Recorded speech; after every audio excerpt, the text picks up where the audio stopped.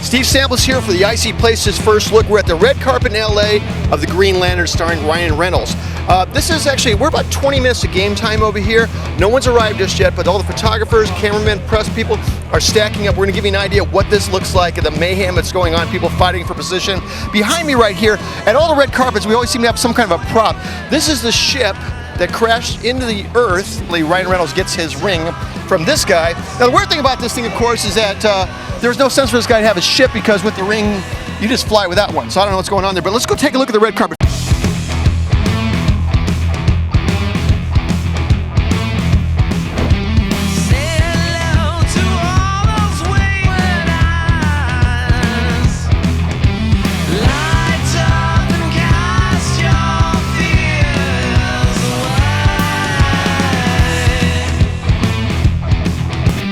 Tell us about jumping in from doing so much comedy into this major action. Yeah. I mean, I've been lucky enough over the years to kind of not really be stuck in any one genre, so I get to do, a few different things in dramas and comedies and superhero movies. It's a real privilege. It's not something I take lightly. So. What was a lot of motion capture in this? A lot of working with reality. What was that like for you? It was great, actually. You really have to access your imagination in ways that you just, you don't really get to experience in typical films. I mean, for the most part, you're pretending, but you're still working in an environment you can interact with. So, just to see this was unbelievable. To see it come to life in the post-production. Thank you guys. We have never been defeated. Will we be defeated now? It was for this moment that we were created. But I don't need to tell you your duty. I don't need to tell you who we are.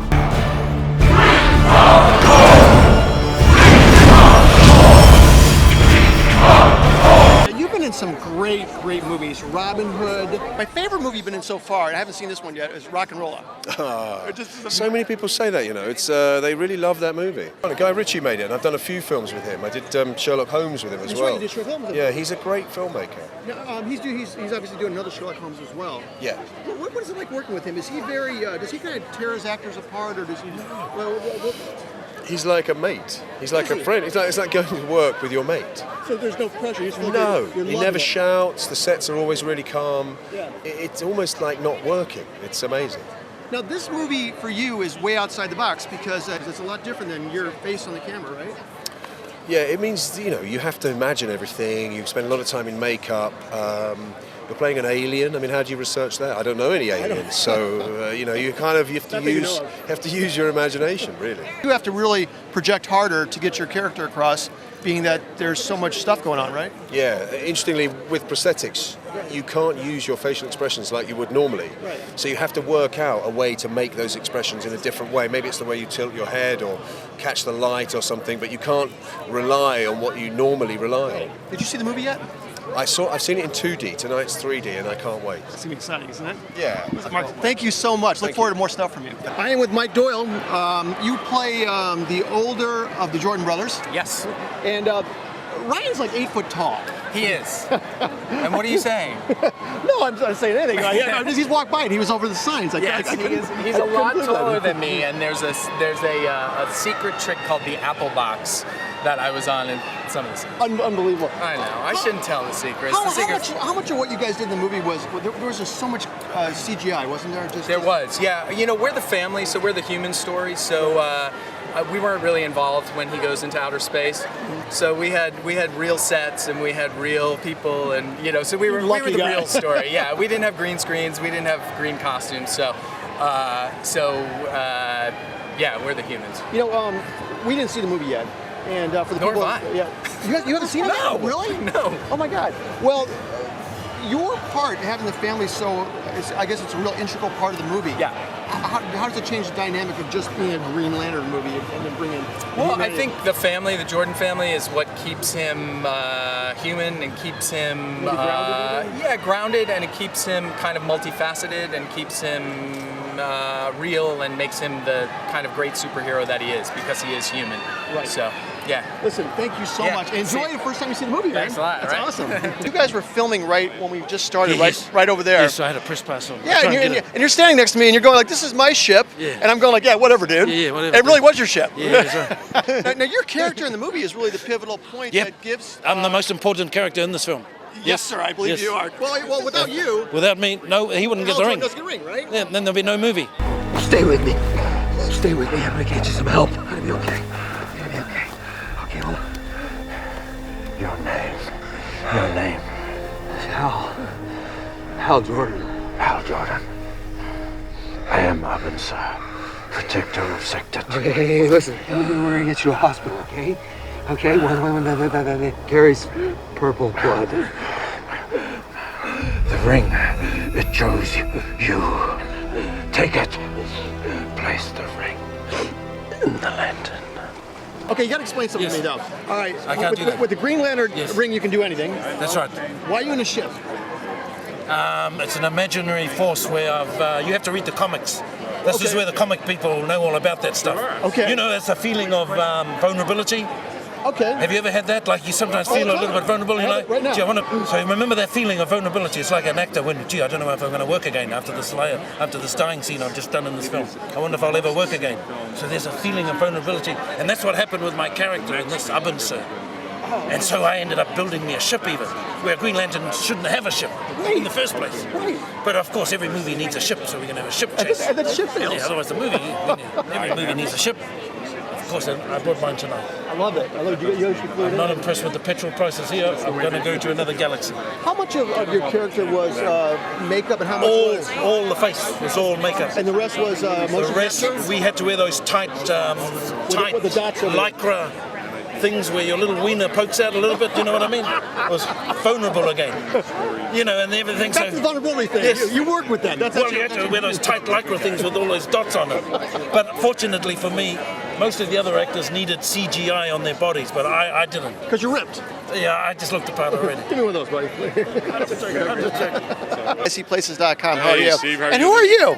I'm Thomasina Sanders. I'm Jay's niece. I'm Steve. Very nice to meet you guys. I loved you in The Day After Tomorrow. Oh, thank you. That was a great movie. That Yeah. was really a good movie. Thanks. I tried to get them to let me kill myself in this too, but You do a good death. yeah, right? thanks. They didn't go for it, so So you play Hal's dad's best friend. right. And you guys were in Vietnam. You guys were in Vietnam together, or something like that. Right, we were pilots in Vietnam together, along with Tim Robbins' character. Now, was there kind of a camp of CGI guys and real life guys in this? Because there's like a lot of the characters were like CGI, motion capture. Yeah, there are, but there's not a lot of crossover. I mean, I came onto sets where things were being done with guys like that, with Hal Jordan, with Ryan. I watched some of that stuff being done, but they weren't in the scenes that I was a part of. So what are you working on next, Jay? I'm doing a lot of stage stuff, actually. I'm doing a new Richard Nelson play in New York at the Public Theater, and then I'm doing the title role in Titus Andronicus. Oh my God. So I'm a big Shakespeare fan. Well, I don't. No, it's American Shakespeare. All right. It's clear speaking, but How different is the immediate response and that you get from being on stage as opposed to being in a movie and acting and take after take? totally different. And I enjoy both, but I find myself always going back to the stage. The immediacy of that, the immediacy of the reaction, the opportunity to tell an entire story at one time, each time, is a huge undertaking, and it's really what I got into this for. There's something about just being game time where there's not another take. Right. You're in that, and you gotta get out of it, right? I mean, Right. that's what stage is all about. You're in it. You got to get through it. Yeah. It's if you're a storyteller, you want to say once upon a time, and you want to see it right through to the end. Whereas we do it in pieces in film, and I love being a part of it, and I love having my scenes and my moments. But I love always going back to the opportunity to tell the whole story. Linear Sure. So, what do you think about Green Lantern? Do you know anything about it? Yeah, I've seen the trailer. It looks really interesting and different than a lot of superheroes because in this one, there's a whole nother dimension and a whole nother world. Yeah. And it seems really interesting, and I'm really excited. Have you seen the movie yet? I haven't. This is my first time tonight. everybody. Yeah, I've seen little pieces that I've done ADR work on. Jake, it was really nice talking to you. Thank you so very much. much. A real and it was pleasure. very nice meeting, and you Nice enjoy the meeting movie, you. okay? I will. Take care, guys. Take care. This is so cool. I'm with Neville Page, and you, first of all, on another movie, you designed the monster from Super 8? Yes. That was you. Yeah. And you were like one of the main monster design, or not really monsters, but creature designers in this one? Well, I would call these aliens, I think, might be appropriate. You know, they're very sentient and intelligent. And I was the lead creature designer in the production. I was not the only one. We had an amazing team, Aaron Sims, Tully Summers. It's a large group of very talented people. Did you guys battle back and forth on whether to go more motion capture, more CGI, more prosthetics? Were you always fighting back and forth on what to do with that? The only one that was a real question, as much as it wasn't so much a battle, it was a question, was the costumes. Ryan Reynolds, is his costume going to be CG? Is it going to be practical? It kind of made sense to do mocap or motion capture on Kilowog and some of the others that are bipedal. But then there's some aliens, as you know, in the core. That makes no sense. You're not going to use motion capture. Well, you'll motion capture like, or you take one of your dog's legs off and you have it hobble around. Or you tape it. There are three-legged dogs out there that are actually useful for motion capturing for some strange stuff that we've not in this production, but we looked at certain disabled people who are part of SAG who are willing and interested in taking their disability and using it as an opportunity for a character. It's an uncomfortable thing to get involved with because you're treading in some very dangerous waters there. Personal stuff. Really. Personal stuff. On Piranha 3D, there was a gentleman who lost part of his leg, and he wanted to be in a film, and he was a victim of a piranha. So we had a prosthetic that was. What a 3D movie, by the way. They're doing another one. Are you in the next one? No, I'm not. But the title is the best. Piranha. What is it? What is it? I believe it's called Piranha Double D. Jesus. I didn't come up with it, but it makes sense. That's marketing genius. Which character in the which one of the aliens in the movie was the most challenging for you to really wrap your arms around and create? The one that struck me as the most difficult to pull off was in its description and its comic book aesthetic. It's a crystal diamond geodesic thing. It's got a mohawk, it's got a mask, and it's got these robotic arms that allows its rock self to move around. And when I thought of that, I thought there's just no way we can make this be anything other than laughable on screen. And I love that about it because the challenge was so daunting and seemingly so impossible. We didn't. No, I said, well, Martin told us what to do, and I did it. Wow. In terms of did we do it, did we pull it off? I don't know. I think that we did. I've seen some of the previs and animation, and it seems like it works. I chose to not see the film until tonight because I just wanted to have the experience. With everybody else, right? Yeah, really. What are you working on next? What do you got going on right now? Prometheus with Ridley Scott, and You're filming that where? That's in the UK. I know that some of it is at Pinewood. I don't know if it's entirely at Pinewood. I'd like to think it's on location on some other planet. With the cost of films, you'd think you could just fly to another planet. I think Jim's actually building Pandora at the moment, so. I absolutely believe that. Well, he's got like $1 zillion, right? He knows people. No, you didn't work on Avatar, did you? Yeah, I was the lead creature designer on Avatar. And again, we had a great team on that. Now with Avatar, just a real quick throwback to that. Did he hand you his sketches and say, this is where you're starting?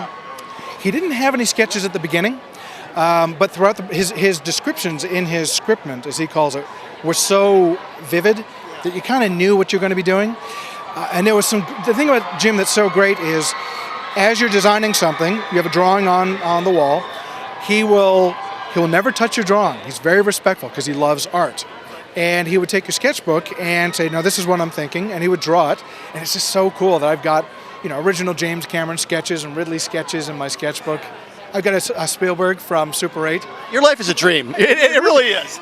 It's not too bad. Yeah, I'm very, very, very. Thank you so much for talking to us. Thank you. Enjoy the screening for the first time, dude. I'm so excited. That's awesome. Thank you. I'm Laura Vandervoort. And you play? I play Supergirl on Smallville, Lisa on V. Those are the two series that I've done. And I love V. thank you. It just ended. We just we're done. I know, I can't believe that. That was a great series. You know what they don't do in TV, which I think they should? I think that there should be something in your contract where there has to be a wrap-up episode when they cancel something. I think so too. You know, I was reading something online actually the other day, and people just said, could they at least do a movie wrap-up so we know what happens to the characters, or a miniseries? And the thing is the last episode of season 2, there's 2 of me. I'm playing good and evil, so it would have been a lot of fun to get into that and delve into it. But So what's the main thing you're working on right now? right now I'm in the middle of a movie called Ted with Mark Wahlberg and Mila Kunis, and Seth MacFarlane is directing. So it's a great movie. Seth is directing, producing, writing, and doing the voice of Ted. Who is obviously a dog? Who's a teddy bear. Of course. Everybody's real except for the teddy bear. Wow. Yeah. Okay, that's good. When is that coming out? I'm not sure. Sometime next year. We're literally just wrapping things up soon. So So what do you think about Green Lantern? Do you know anything about it? Are you expecting anything from it? I don't know much about it. I know that Ryan is Canadian, so I support that since I'm Canadian. As well as you should. Played superhero myself. But I'm looking forward to hearing more about it because I really know nothing. So I'm going in open and I know he'll be fantastic. And I know Blake is going to be amazing too. Oh, absolutely. Well, it was so nice meeting you. So sorry about V. I love V. okay. You were really good in it. Thank You're you. so tall, too. Because there's a huge crevice. You're looking, but it's a blue car. But the excitement. So there you have it. The red carpet of Green Lantern here in LA. It was a fantastic event. A couple things that really stood out for me, and that was one thing was Ryan Reynolds. There is a huge bicycle fence all the way down this block here. Ryan was the first person here. He's the first actor of all the actors here, showed up and walked that entire fence and did autographs. That is a class individual that understands that his fans are the reason he's successful. And if that's any indication of this movie, it's probably gonna be a great movie. Great interviews. It was a great event. We're out of here right now. So I'm Steve Samblis for the IC Places first look of Green Lantern. On the red carpet, I'm out of here.